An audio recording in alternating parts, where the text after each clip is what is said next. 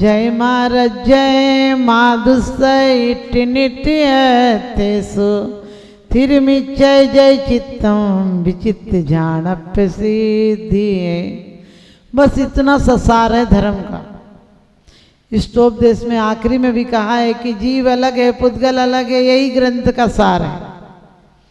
और समय सार हो, चाहे द्रव्य संग्रह हो, चाहे रत्न कांड हो, और चाहे कोई ग्रंथ हो, सब में विस्तार किसका है? जीव और पुद्गल का। हम लोग रोज समझते हैं, पढ़ते भी हैं, जड़ चेतन की सब परिणति प्रभु अपने अपने में होती है। अनुकूल कहें प्रतिकूल कहें, ये झूठी मन की वृत्ति है। जो बोलते हैं झूठ के लिए एक दिन टिकने नहीं देते हो, झूठे व्यक्ति से रिश्ता नहीं बनाते हो, झूठ चीज को खरीदते नहीं हो, फ्रॉड चीज पर कंपनियों को आप दोबारा मौका नहीं देते हो। फिर ये कैसी कंपनियां हैं जो लूट पर लूट मचा रही हैं? कंपनियों ने अपना जाल बिछा रखा है, 5 इंद्रिय और मन।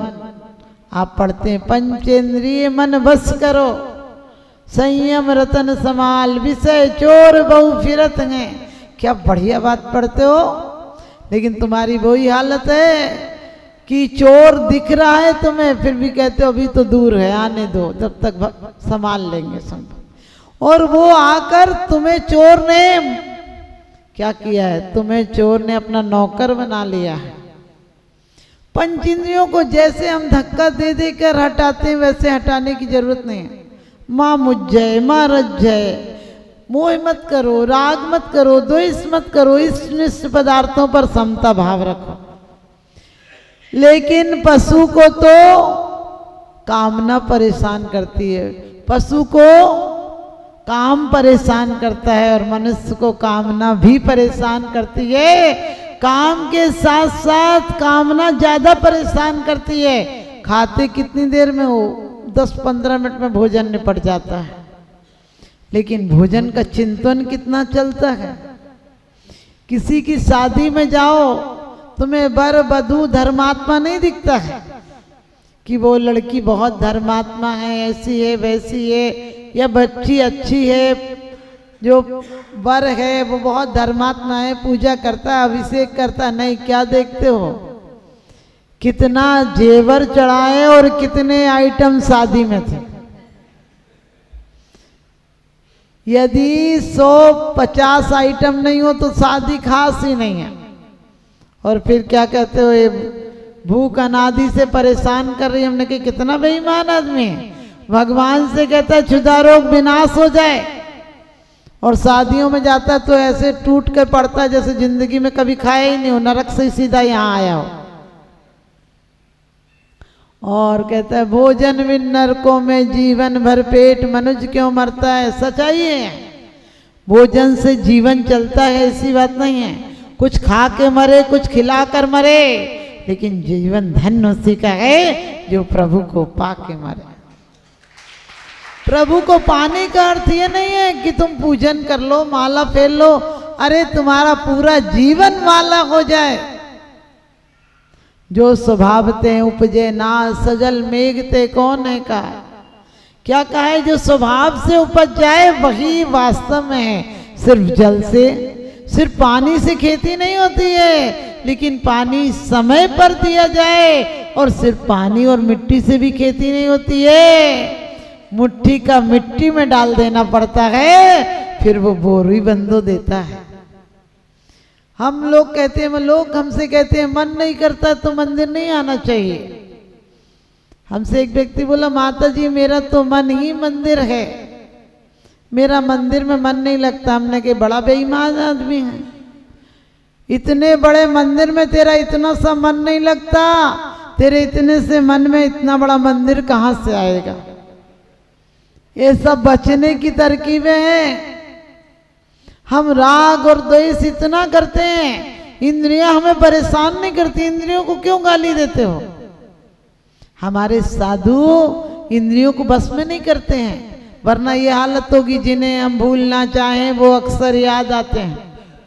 समझे? जिस दिन नमक नहीं खाओगे उसी दिन नमक की ज्यादा याद आएगी। जिस दिन तुम्हारा उपास होगा, सच बताना, उस दिन सब्जी के छौंक की ज्यादा खुशबू आती है। रोज खाते थे तब नहीं आती थी। जिस दिन जो चीज छोड़ दोगे वो ही ज्यादा, सपने की पत्नी ज्यादा रंगीन नजर आती है। पहले फोटो ब्लैक एंड व्हाइट बनते थे, लेकिन जीवन कलरफुल था, यानी जीवन रंगीन था। अब फोटो रंगीन बनते हैं, जीवन ब्लैक एंड व्हाइट है। समझ गए? पहले जब टीवी आई थी तो प्रोग्राम अच्छे अच्छे लेके आई थी, और अब तो भ्रष्टाचार, दुराचार, चोरी, अन्याय, पाप, क्या अत्याचार है जो टीवी ने घर पर। और टीवी तो टीवी, घर पर टीवी का बाप आ गया, मोबाइल आ गया। बैरागी पावन माई चिंतो अनुप्रेक्षा भाई, पापे पावन माई टीवी तुम देखो भाई। क्या हमारे यहाँ के कुलाचार थे, क्या व्यवहार था। दाम्पत्य जीवन था, नाम जीवन दिखता नहीं था, किसी पर्दे की चीज थी। और ये खुश मत होना कि अब तो पोस्टर की चीज हो गई, अब तो खुल्लम खुल्ला हो गया। नहीं, जब से खुल्लम खुल्ला हो गया तभी से ज्यादा माथा फोड़ी हो गई।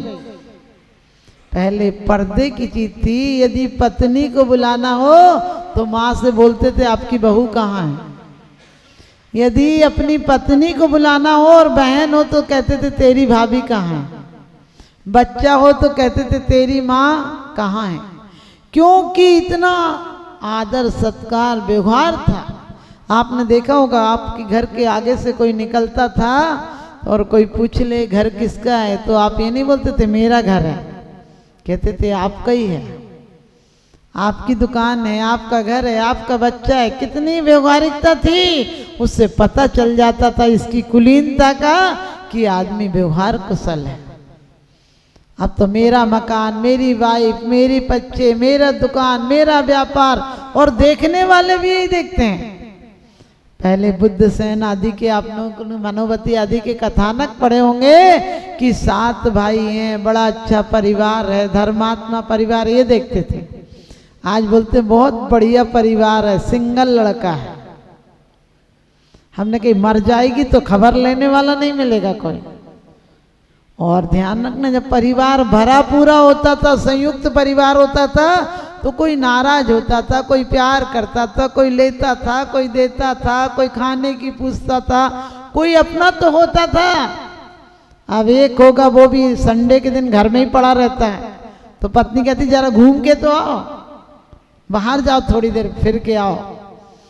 और आपको पता है वो भी कुछ नहीं तो घड़ी खोल के बैठ जाएगा, टीवी खोल के बैठ जाएगा, उसे ही माथा फोड़ता रहेगा। अरे परिवार में जो एकाकी रखा है, एकाकी रहना तो अपने आप में रहो, इकड़ सुगरे होकर मत रहो कि तुम्हें फूटी आंखों कोई सुहाता ही नहीं। आजकल लोग कहते हैं हम दो हमारे दो, हमने कही बुढ़े माँ बाप को गोली मार दो, वो दो नहीं होते तो तुम दो कहां से आते। कई बार लोग कहते वो यहाँ रहने आए, हमने कहा तू यहाँ रहने आई है कि वो यहाँ रहने आया। उसने तो खून पसीने से अपना घर बसाया था, तू 25-30 साल के बाद आई और यहाँ बपोती जमाने लगी। कल की आई छोकरी जहर पैदा करने लगी, आपकी मम्मी आपको चाहती नहीं, हमने कहा तू आई थी उसको पालने पोसने के लिए। यही तो राग देश की कथाएं हैं, और क्या है, कहीं ऊपर से आती है। माँ रोज फोन लगा के पूछती बेटा खाया कि नहीं खाया। अरे पूछो बेटा सबको खिलाया है नहीं खिलाया। अपनी को बेटी के अपना ख्याल रखना, बेटा हमने तेरे को ऐसी ऐसी चीजें दी, तू सुविधा से रहना। पहले क्या देते थे, 2-4-50 बर्तन भी देते थे तो ऐसे देते थे कि सामूहिक सबके काम में आए। पर हाथ टंकी मंकी देते थे कि आटा उसनने के काम में आए, पर हाथ पानी भरने के काम में आए, ताकि सबको। और सूप देते थे, इसलिए सूप देते थे कि ताकि गंदगी बाहर फेंक देना, सार सार ग्रहण करना। अब क्या देते हो, डाइनिंग टेबल देते हो, ड्रेसिंग टेबल देते हो, डबल बेड देते हो कि बेटा खूब खाना, खूब सजना, खूब सोना, और एक बात कहे तो 4 सुनाना, और ज्यादा बात बढ़ जाए तो हम पर फोन लगाना। नहीं, ये हंसने की बात नहीं है, यहीं से हमारी धर्म की शुरुआत होती है। जिन घर के माही कछु न करो तिन बन के माही कहाँ करिए। जो घर में प्रेम से नहीं रह पाया वो किसी के साथ क्या प्रेम से रहेगा। जिस बच्चे को आपने प्यार नहीं दिया, आज भौतिकता के एक में बच्चे को माँ 1.5-2 साल के को अलग कर देती है, उसे दिल का प्यार नहीं मिला, वो किसी को दिल का प्यार नहीं दे सकता। जिसकी माँ स्वार्थी रही बेटा भी स्वार्थी होगा। जिसकी जड़ खोखली होगी तो पौधा क्या खरा होगा, और खोट जब सोने में होगी तो कंगन क्या खरा होगा। आज हमने सोने में ही खोट पैदा कर दी है, क्योंकि जरा जरा से बच्चे को ये मेरा कमरा, वो चाची का कमरा, ये तेरा सामान, वो उसका सामान, ऐसी शंकाएं पैदा कर दोगे, फिर जो घर परिवार में प्रेम से नहीं रह पाया, जो अपने पिता के साथ प्रेम से नहीं रह पाया, वो परम पिता से क्या खाक प्रेम करेगा। जो अपनी माँ को प्रेम नहीं दे पाया, वो जिनवाणी माँ को क्या प्यार करेगा। जो अपने संबंधियों से संबंध नहीं बना पाया, वो परमात्मा से क्या संबंध बनाएगा। हमारे यहाँ राग करने की मनाही है। माँ मुझे, माँ दुस्सय, राग द्वेष मत करो, लेकिन प्रेम की मनाही नहीं कही। प्रेम भाव हो सब जीवों से। क्या कहा है, राग आग दहे सदा ताते समामृत से। क्या कहा है, राग दुख देता है। राग एक कैदी की भांति होता है, अपने दिल में 2 के अलावा 1 के अलावा कोई नहीं समाता है। लेकिन मैत्री भाव सबसे हो सकता है, मित्रता हजारों से हो सकती है, और राग एक से होता है। आज पति पत्नियों में कलह क्यों है? जब तक पर्दा था तब तक कलह नहीं थी, क्योंकि चेहरा दिखता ही नहीं था, तो काहे के विकार आएंगे। पहले मुंह दिखाई देते थे, अब क्या दिखाई दोगे, वो चंदा निकाल कर खुद ही आती है। पहले आपको पता है मुंह दिखाई में मुंह में बहुत फायदे थे पर्दे में। जब पर्दा कर लो तो कोई की काली भी जा रही हो तो फलाने की गोरी लग रही है। बूढ़ी हो जाओ तो भी जवान ही लगती थी, और कोई मर जाए और रोना नहीं आए तब भी लोग हाथ फेरते पीठ पे कि चुप हो जाओ चुप हो जाओ। बहुत सारे फायदे थे। अब जब से पर्दा पास चल गया तब से तो जीवन ही आउट हो गया, जीवन का कोई सार नहीं रहा। जब ससुर घर में कुछ लाखता था तो अपनी पत्नी से कहता था कि बहू को दे दियो, बहू के लिए लाए हैं, कितनी खुशी होती थी। आजकल वो पापा पापा कह के कान खाए रखती है, और पापा कभी नहीं कहलाना चाहिए बच्चों से। फूफा की पत्नी फूफी होती है, चाचा की पत्नी चाची होती है, ताऊ की पत्नी ताई होती है, जीजा की पत्नी जीजी होती है, तो पापा की पत्नी कौन कहलाई? क्या बढ़िया, आप ही लोग बोल रहे पापा। क्यों बोलते हो? डैड नहीं कहलाना चाहिए, डैडी भी नहीं कहलाना चाहिए। आजकल डैडी को शॉर्ट में डैड कहने लगे। डैड किसे कहते हैं? मरे हुए को। अपने बाप को जिंदा को काहे को मार रहे हो? पिताजी कहो, क्योंकि वो सरफिरे लोग हैं जो अपने देश को जहां कहते हैं। हम भारत वाले तो अपने देश को भी माँ कहते हैं। हम भारत वाले तो अपने देश को भी माँ कहते हैं, क्योंकि माँ से हमें क्षमता, शांति, क्षमा की शिक्षा मिलती है। माँ को बच्चा गोद में लाते मारता है, छोटा होता है तो पैर चलाता है तो माँ के सीने में लाते लगती हैं, लेकिन माँ दूध की धारा देती है। ऐसी शांति, ऐसी क्षमा हमारे अंदर आती है क्या? हम तो टेंशन लेने में इतने माहिर हैं, कोई जय जिनेंद्र कर दे तो टेंशन कहने लगे, रोज तो करता नहीं, आज का पता काहे को कर रहा, और नहीं करे कहने रोज तो करता था, आज देखो नहीं कर रहा, नहीं करने तो हमें क्या करना, हम तो और नहीं करेंगे। तो तुम टेंशन लेने में इतने माहिर हो, तुम्हें बिना मतलब के और हर तरफ से ले लेते हो, चेतन से ले लेते हो, अचेतन से ले लेते हो, वस्तुओं से ले लेते हो, व्यक्तियों से ले लेते हो, लेते ही रहते हो। टेंशन लेने में बहुत माहिर हो। मोबाइल में चार्जिंग खत्म हो जाए तो टेंशन, समझ गए? कोई से बात हो जाए तो टेंशन, नहीं हो जाए तो टेंशन, काम कुछ भी हो जाए खाना ठीक टाइम पर मिल जाए तो टेंशन, कोई खाने की कह दे तो अभी खाने का टाइम है, तुमने खाने की कह दी, नहीं कह दी, इतनी देर हो गई तुमने खाने की नहीं कही। हर बात बात पर चीज आ गई तो ऐसी ला दी, नहीं लाई तो झगड़ा होता। तो मालूम, पति बोल रहा और पत्नी सुने तो कहने लगे, एक तुम बोल रहे हैं, तुम कुछ बोले तो कहने बहस लगा रही हो, नहीं बोले तो बोल रहा हूं सुनाई नहीं पड़ रहा। ऐसी पत्नियां भी करती हैं।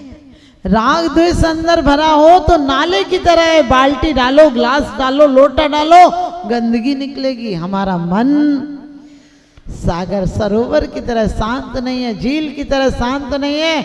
आपने देखा होगा झील में कब चेहरा दिखता है? झील जब शांत हो तो चेहरा दिखता है। आपने पंछियों को उड़ता हुआ देखा होगा, थोड़ी देर हंस आदि थोड़ी देर पंख खिलाते हैं, उसके बाद सीधे शांति से उड़ जाते हैं। हमें भी जीवन में उड़ना है तो अपने मन को शांत सरोवर बनाना होगा, शांत झील बनाना होगा। जीवन में उसने बड़ी बात कर ली जिसने स्वयं से मुलाकात कर ली। हजारों मंजिलें मिलती हैं राहे जिंदगानी में, मगर एक आखिरी मंजिल बड़ी मुश्किल से मिलती है। चेहरे को सुंदर बनाते हो जिस पर लोगों की नजर होती है, चित्त को सुंदर बनाए करो जिस पर परमात्मा की नजर होती है। मत रूप निहारो दर्पण में, दर्पण मैला हो जाएगा। निज रूप निहारो अंतर में, अंतर उजला हो जाएगा। निज रूप निहारो अंतर में, अंतर उजला हो जाएगा। चेहरे के फेशियल मत कराओ। पहले लोग घर और रिश्ते सुंदर साफ रखते थे, क्योंकि मन में बेमतलब की चीजें और घर में बेमतलब की चीजें, मन में बेमतलब की बातें और घर में बेमतलब की चीजें समय समय पर निकाल दिया करो, क्योंकि दोनों घर को और मन को गंदा कर देते हैं। हम बेवजह 20 साल पहले 10 साल पहले किसी से झगड़ा हुआ, आज तक तुम्हें साफ बातें पूरी याद होंगी, बल्कि याद 2 बातें कही होंगी, अब 100 बातें तुमने तैयार कर ली होंगी। इतनी सजावट में तुम लोग माहिर हो। और शास्त्र की बात एक भी सुनकर जाओगे, एक बात भी याद नहीं रहेगी। अच्छा हुआ, क्या हुआ, बोले ये पता नहीं क्या हुआ, क्या बोला ये पता नहीं तुम्हें। और फिर रोज पढ़ते हो, गुण ग्रहण का भावी रहे नित, दृष्टि न दोषों पर जावे। अरे अपने दिल की तिजोरी को क्या बना रखा है तुमने? दिल मिला था। रोज पढ़ते हो, जो जिन वाणी मन न धरे हैं, सैनी होते असैनी है जिन वाणी। क्या पढ़ रहे हो? जो जिन वाणी मन न धरे। जिन वाणी के शब्द याद मत कर लेना, शब्द याद तो करना, लेकिन उसके साथ तादात्म्य बनाना। जैसे प्रेमियों से तादात्म्य बना लेते हो, तुम तो प्रेम भी झूठा करते हो। प्रेमियों को गाने भी कौन सुनाते हो? जो पैसे देकर किराए के टट्टुओं ने गाए हैं, समझ गए? जो भी गाने लोग आपस में राग में गाते हैं, वो गाने भी खुद के थोड़ी ना होते हैं। एक औरत को लिखना नहीं आता था, उसने लिखाया, पत्र लिखाया, तो उसने बोला था कि आपके चरणों की दासी, दर्शनाभिलाषी। उसने लिख दिया तुम्हारे प्राणों की प्यासी। समझ गए? वही हाल होता है, जो शुरू में चरणों की दासी होती है, वो बाद में प्राण प्यासी हो जाती है। क्योंकि भरोसे के रिश्ते कमजोर हो गए हैं, पंख लगाकर कौआ भी मोर हो गए हैं। हैरत है बदलते जमाने को देखकर कि अब तो पहरेदार भी चोर हो गए हैं, अब तो पहरेदार भी चोर हो गए हैं। मौन के नारे शोर मचा रहे हैं, मौन के नारे शोर मचा रहे हैं, न्याय के सारे चोर बना रहे हैं। किस डॉक्टर के पास जाएं? अब तो ताकत के कैप्सूल ही कमजोर बना रहे हैं, अब तो ताकत के कैप्सूल ही कमजोर बना रहे हैं। हमारे परिवार से ही हम बच्चों को नाकाम, मायूस, मनहूस बना रहे हैं। क्या किताबी शब्दों को पढ़ाकर बच्चों को चाहते हो ज्ञान हो जाएगा? जब तक भेद विज्ञान नहीं होगा, और भेद विज्ञान कैसे करना? आप रोज पढ़ते हो, मेरी तो से बनी ताते करऊ पुकार, रोज पढ़ते हो बीत राग क्या करो भेटो अबे मैटो राग कुटे। वो क्या करेंगे, तुमने काई पे काई जमा रखी है, तुमने चश्मे पे चश्मा चढ़ा रखा है। एक चश्मे से नहीं दिखता है तो दूसरे से, पत्नी से नहीं तो सेकंड पत्नी से, उससे नहीं तो पुत्र से, पुत्र से नहीं तो पोते से, चश्मे पे चश्मे, इतने चश्मे हो गए हैं कि अब लगता है 100-200 चश्मे, अब उससे दिखेगा कि और अंधे ही हो जाओगे। वही हाल तुम्हारा हो गया। इंद्रियों को धक्का दे रहे हो कि ये इंद्रियों पे नमक नहीं खाना, मीठा नहीं खाना। अरे इंद्रियों की भूख अपनी अपनी है। और हमारे यहाँ क्यों कहा है रस परित्याग करने का? रस परित्याग का मतलब है बाहर के रसों से नहीं है, अंदर की रस की अभिलाषा, इच्छा जो वेदना दे रही है, उससे जिस दिन मुख मुड़ जाएगा फिर बाहर रस नहीं आएगा। हमारे मुनियों ने इतने इतने उपसर्गों को सह, कभी विचार किया आपने? क्यों सह लेते हैं? क्योंकि अंदर से चित्त वृत्ति बदल गई है। आपको पता चले सिर दर्द है और कोई कहते सिर दर्द, तो डॉक्टर कहते सिर दर्द, आपको तो कैंसर है, क्या होगा? तुरंत सिर दर्द तो पता ही नहीं चलेगा कहाँ गया। किसी जवान बेटे का एक्सीडेंट हो जाए और बैंड बज रहे हो, आपको बैंड दिखते हैं क्या? किसकी बारात जा रही है आपको दिखती क्या? सोचो जब अपनी इतनी चित्तवृत्ति बाहर है, लेकिन फिर भी जरा सा डायरेक्शन बदलते चित्तवृत्ति पता नहीं चलती है कि क्या हो रहा है। और उन मुनियों की धन्य है एकाग्रता, जो वास्तव में जो हम पढ़ते हैं उन्होंने अनुभूतियों में लाए थे। क्योंकि आज हमें दुख इस बात का नहीं है कि कोई दुख है, आधे से ज्यादा बीमारियां हमारे और आपके ऊपर अपनी सोच से आई हैं। जब आप तनाव में होते हैं तो मांसपेशियां क्या होती हैं? खिंच जाती हैं। आप दुख में होते हैं तो संकुचित हो जाते हैं। कभी भी ध्यान रखना, आज माताओं को प्रसव पीड़ा होती है क्योंकि बच्चा आना चाहता है और माँ दुख में संकोच करती है, प्रसव पीड़ा बढ़ जाती है। लॉरेंस को एक नाम का वैज्ञानिक हुआ, उसने आदिवासी औरतों पर परीक्षण किया है कि वो पूरे टाइम मेहनत करती हैं और खुश रहती हैं, क्योंकि कबीले में काहे की चिंता, रोज कमा लिया रोज खा लिया। और वो कहते हैं कि वो अपने बच्चों को जंगल में पैदा करके डलिया में उठा के ले आती हैं, घर चली आती हैं। लेकिन आज हमारे जीवन में इतने तनाव हैं, इतनी टेंशन है हमारे जीवन में, और हम कहते हैं राग मत करो, द्वेष मत करो। अरे राग, जब राग आए तो विरक्ति की तरफ ध्यान दो कि राग कब तक रहेगा, ये वस्तु ये व्यक्ति कब तक रहेगा। ये राग दुख जरूर देता है, आप कहोगे राग दुख देता है, राग सुख भी तो देता है। हमने कही सुख की सिर्फ अनुभूतियां आपको लगती हैं, सुखावास। बेटा गांव में रहे तो दुख देता है कि पढ़ के बाहर चला जाता, और बाहर चला जाए तो उसकी स्मृतियां दुख देती हैं। इसी प्रकार से अपने चित्त वृत्तियों को राग और द्वेष में मत आने दो। राग और द्वेष दोनों ही दुख देते हैं। क्योंकि आप कहते हो राग, तो माता जी हमें तो राग द्वेष नहीं है। हमने कहा जब माला पढ़ती हैं, जब माला पढ़ती है, सम्मान होता है तो क्या करते हो? फोटो खिंचवाते हो। जब जूते पढ़ते हैं तब भी फोटो खिंचवाते हो क्या? जब किसी वीडियो वाले को बुलवाते हो क्या? अखबार में सम्मान की फोटो आए तो कुछ खुश होते हो, जब दिवाली आउट की फोटो आए तब खुश होते हो क्या? क्यों? आप तो राग द्वेष नहीं करते हो। लेकिन कहना बहुत आसान है। आप कहते हो ये नाम धाम तो सब यहीं के हैं, लेकिन आपके नाम पर कोई गालियां दे रहा हो तो कितना क्रोध आता है।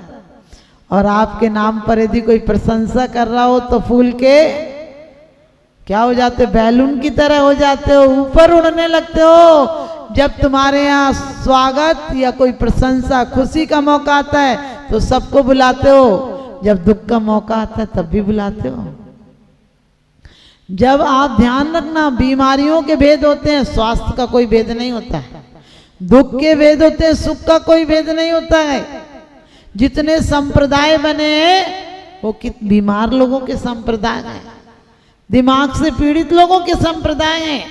कई लोग कहते माता जी ये चीज सच्ची की ये चीज सच्ची। हमने कही ना ये सच्ची ना वो सच्ची, हमारी आत्मानुभूति से सच्ची कोई चीज नहीं होती है। जो चीज हमें अच्छी लगती है वही दूसरों को बुरी लगती है, क्योंकि पदार्थ तो कोई अच्छे बुरे नहीं होते।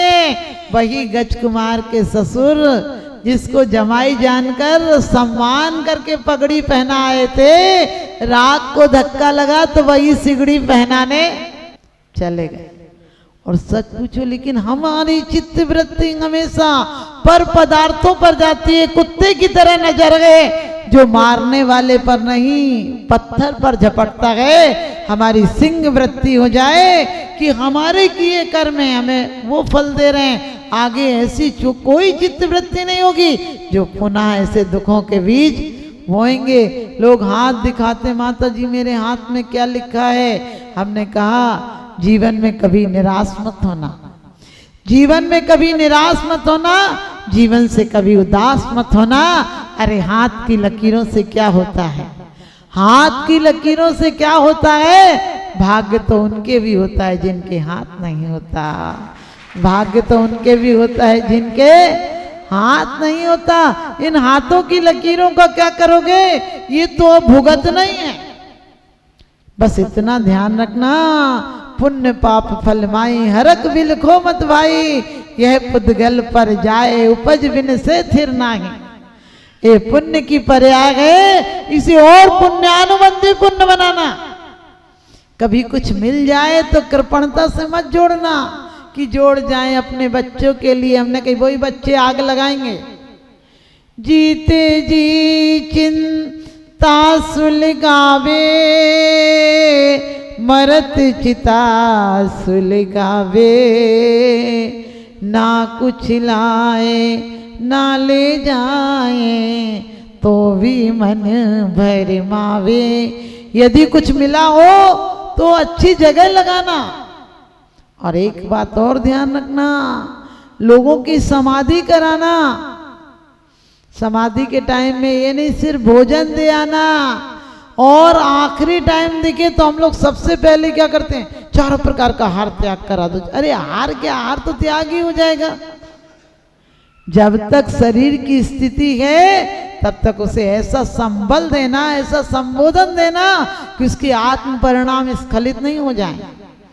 आप बताओ, आपको कोई कहे कि बस चारों प्रकार का हार त्याग कर दो, आपको कितना धक्का लगेगा।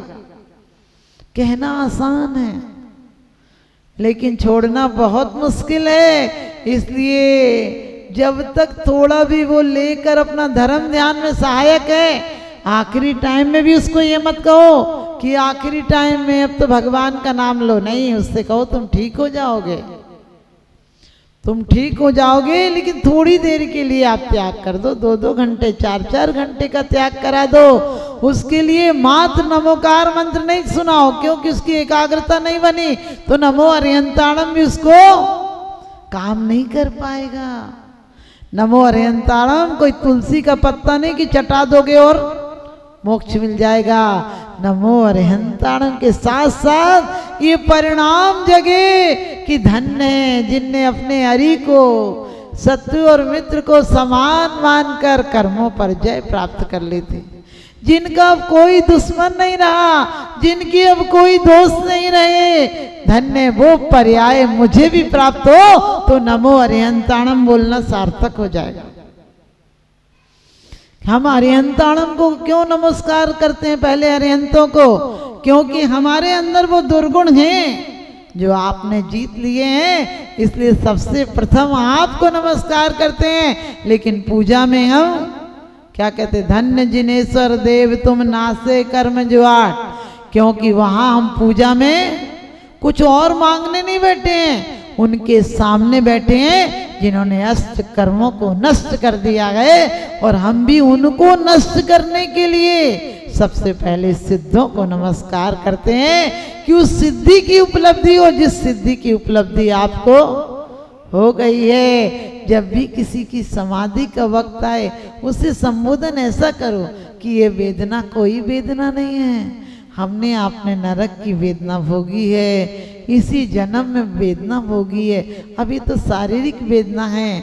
और सच पूछो सभी लोग जब शरीर में वेदना हो तो हम साक्षी भाव बने, साक्षी भाव लाएं। हमें शरीर की वेदना होती है तो हम पूरी एकाग्रता उसकी तरफ ले जाते हैं। पैर में तकलीफ हो रही है, मन को भी पैर तक ले जाते हैं। हम धीरे धीरे साक्षी भाव बढ़ाएंगे। और मैंने कहा समाधियां कराना आपके यहाँ तो बहुत अच्छा है कि त्यागी वृत्तियों का आश्रम है, लेकिन उस समय मात्र भोजन नहीं, कुछ कुछ देर के लिए उनके पास संबोधन के लिए आराधना करना कि ऐसी समाधि का वक्त कितनी भी वेदना हो हमारे अंदर आत्मबल नहीं गिर पाए। और आप सबको तद्भव मोक्षगामी जीवों को भी चाहे बलभद्र हो चाहे राम हो, बलदेव हो चाहे राम हो, इन्होंने भी साधक की अपने सेनापति की सिद्धार्थ की बलदेव ने कहा था मैं भटक जाऊं तो तू मुझे संबोधन करने आना। रामचंद्र जी ने कृतांत्र सेनापति, और आपको पता है जटायु के जीव को समाधि मरण कराया था कि मैं भटक जाऊं तो तू मुझे संबोधने आना। राजा मधु ने आपको पता दीक्षा का भाव लेने लगे तो शत्रुघ्न ने तुरंत आराधना चालू कर दी। हमारे अंदर भी शत्रु मित्र का भाव जीते जी समाप्त हो जाए। कौन शत्रु है कौन मित्र है? आचार्य कहते हैं भाव पहाड़ में कुंद कुंद स्वामी कि 3 लोक में एक भी जीव ऐसा नहीं है जो तुम्हारा शत्रु है, मित्र का रिश्ता उससे नहीं रहा हो। तो क्या जवाब देंगे हम वहां जाकर कि तुम मेरे शत्रु थे, तुम मेरे शत्रु थे? सिद्ध बन जाएगा वो जीव तो हम क्या सोचिए क्या कहेंगे कि हम एक सिद्धों की विराधना करके आए थे। इसलिए यहाँ का सारा 2 दिन का तमाशा ही तो सराय खाना है, ये धर्मशाला है, यहाँ स्थायी किसी को नहीं रहना है। क्योंकि भाई भाई पर बंटवारे के लिए हम कितना झगड़ा कर लेते हैं। एक भाई के पास माने पिताजी के पास 100 घोड़े थे। तो पिताजी मरने लगे, ज़्यादा बूढ़े नहीं थे, मरने लगे। तो उन्होंने बड़े भाई से कहा, अपने बेटे से कहा कि बेटा तू हिसाब से छोटे भाई को भी दे देना और तू भी रख लेना, अपने हिसाब से कर लेना, इसका ध्यान रखना। बोले ठीक है। बाप मर गया तो 100 घोड़े थे। बड़े भाई के मन में भेदभाव आ गया और वो उसने 1 घोड़ा छोटे भाई को दिया और 99 खुद रख लिए। लोगों ने कहा तुमने इतनी बेईमानी क्यों की है? तो कहने लगे वो छोटा है, 1 ही संभाल ले तो बहुत है, 99 कैसे संभालेगा? और 50 दे दूंगा तो कहीं मर जाए, घोड़े बर्बाद कर दे, घुमा दे तो क्या करेंगे? इसलिए 1 ही घोड़ा दिया उसको। जबकि क्या था, मन में बेईमानी थी कि मैं ज्यादा रख लूंगा, लेकिन छोटा संतोषी था। छोटा कहने लगा 1 से भी अपना काम चलता है ना, 1 की भी खुद सेवा कर लेता, खुद तांगे में जोत लेता, जितने पैसे आते उसे नहला धुला लेता, आराम से उसका गुजारा चल रहा था। धीरे धीरे बढ़ोतरी हो गई, मकान बना लिया, बच्चों की शादी कर ली, लेकिन इस पे 99 थे। क्योंकि कहते हैं बुरे काम का बुरा नतीजा ना मानो तो करके देख, और पानी का धन पानी में और नाक कटी बेईमानी में। इसके 99 थे, कहीं कोई बीमार हो जाता, कहीं गुम जाता, कोई मिलता नहीं, सवारी नहीं मिलती, अब ये बीमार, दिन रात उसी की चिंता में लगा रहता। एक दिन छोटे भाई से बोला भाई देख तेरे पास 1 है, अब तो तेरा मकान उकान सब बन गया और तू 1 घोड़ा भी मुझे दे दे तो मेरे 100 तो हो जाएंगे। कम से कम लोगों से कह तो सकूंगा कि बाप के 100 घोड़े थे और 100 के 100 मेरे पास हैं, पूरे 1 भी कम नहीं किया। उसने कहा ले जाओ कोई बात नहीं, 1 घोड़ा भी ले जाओ। छोटे ने कहा 1 भी ले जाओ। जब 1 घोड़ा ले गया तो बड़ा खुश हो रहा था कि मेरे पास तो 100 है, अब देखेंगे वो क्या करेगा। दूसरे दिन से छोटे भाई ने खुद ही मजदूरी करने लगा। जो घोड़े पे सामान ले जाता था वो 2-4 चक्कर ज्यादा लगाता था, खुद के बोरे पीठ पर ले जाके सामान रखने लगा। अब सोचने लगा चलो शांति में सो जाता हूँ, ना नहलाना पड़ता है ना धुलाना पड़ता है, कुछ नहीं करना पड़ता है, अब आराम से जो कमाता हूँ घर में खा लेता हूँ, कोई दिक्कत नहीं। बच्चे भी काम करने लगे थे, लेकिन इधर ये 100 के चक्कर में और बीमार रहने लगा, उठा बैठा नहीं जाता, बीमारियों ने घेर लिया। और सच पूछो तो काम पर घोड़े नहीं जाने लगे, और धीरे धीरे मृत्यु सैया पर हर बीमारी ने घेर लिया, सड़कर मर गया और नरक गया। इसको कहते हैं परिग्रह। जो चारों ओर से तुम्हें घेर ले वो है परिग्रह। और हमारे और आपके जीवन में वास्तव में जब मिला हो, पुण्य का उदय हो, तो सबको बांटना कि परमात्मा तूने दिया है, हम सबको देंगे। कुछ चैत्यालय में देंगे, कुछ साधु वृंदों को देंगे, कुछ तीर्थ यात्रा में लगा देंगे, और कुछ दीन दरिद्रियों को देंगे, कुछ लाचारों को देंगे, और अपने जीवन को हल्का बनाकर ऊपर जाएंगे। जिंदगी बड़ी खूबसूरत है, जिंदगी बड़ी खूबसूरत है, इसे समझने की जरूरत है। समझ गए तो भगवान की मूरत है, नहीं समझे तो शैतान की सूरत है। जिंदगी बड़ी खूबसूरत है, इसे समझने की जरूरत है। आप सभी परमेश्वरी का ध्यान कर कर परमेश्वरी बने।